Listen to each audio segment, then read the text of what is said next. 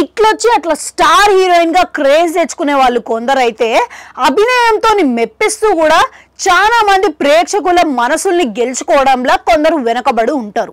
ఇక వీళ్ళు ఎంత ట్రై చేసినా సరే స్టార్ ఇమేజ్ ని మాత్రం దక్కించుకోలేకపోతారు. అటు టాలెంట్ ఉండి కూడా సరైన గుర్తింపు రాకపోవడంలో హీరోయిన్లలో ఇప్పుడు ఈమె కూడా ఉన్నది. ఇంతకీ ఈ హీరోయిన్ ఎవరు అనుకుంటున్నారా? తమిళ భామ ఐశ్వర్య రాజేష్.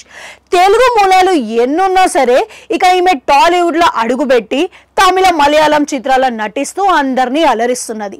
తనదైన సహజ నటనతోని అందరు ప్రేక్షకులని అలరిస్తున్నా కానీ కమర్షియల్ అవకాశాలు అనేవి ఈమెకి ఎక్కువ వస్తలేవు.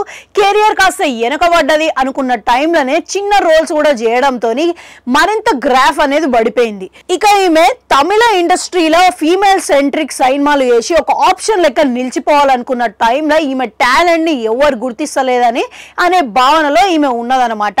రెమ్యునరేషన్ కాస్త ఎక్కువ ఇచ్చినా సరే దేనికైనా సై అని రెచ్చిపోయే భామలు ఉండగా తన టాలెంట్ ని చూపించుకుంటూ ఏమాత్రం గ్లామర్ షో చేయకుండా తనదైన సహజ నటనతో ప్రూవ్ చేసుకోవాలంటే జరంత పెద్ద సవాల్ అనే చెప్పుకోవాలి. ఇక వాళ్ళలో ఐశ్వర్య రాజేష్ కూడా ఒకరని చెప్పుకోవాలి. ఇక ప్రస్తుతం ఈ అమ్మడు లుక్స్ కి ఏమాత్రం సహకరిస్తలేవు, ఈమెకి అచ్చొస్తలేవు అనమాట. ఇక అందుకే ఎంతసేపటికి యంగ్ డైరెక్టర్లతోనే సినిమాలు చేస్తుంది కానీ స్టార్ డైరెక్టర్ల దృష్టిలో వాళ్ళ కళ్ళల్లో అయితే పడతలేదనమాట.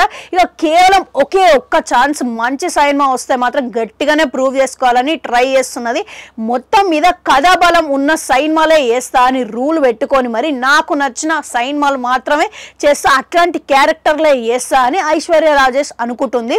ఇక రానున్న రోజుల్లో అయినా మంచి సినిమాలు ఈమెకు వాడాలని ఆమె ఫ్యాన్స్ కూడా కోరుకుంటున్నారు. ఇక మొత్తం మీద ఐశ్వర్య రాజేష్ ఫ్యాన్స్ ఎవరైనా ఉన్నారా? ఆమె నటన ఫ్యాన్స్ ఎవరైనా ఉంటే ఒక కమెంట్ సెక్షన్ లో కమెంట్ పెట్టుర్రి. అట్లా నాడు గంట ఉంటుంది అది కూడా నొక్కురి. మళ్ళీ వస్తా.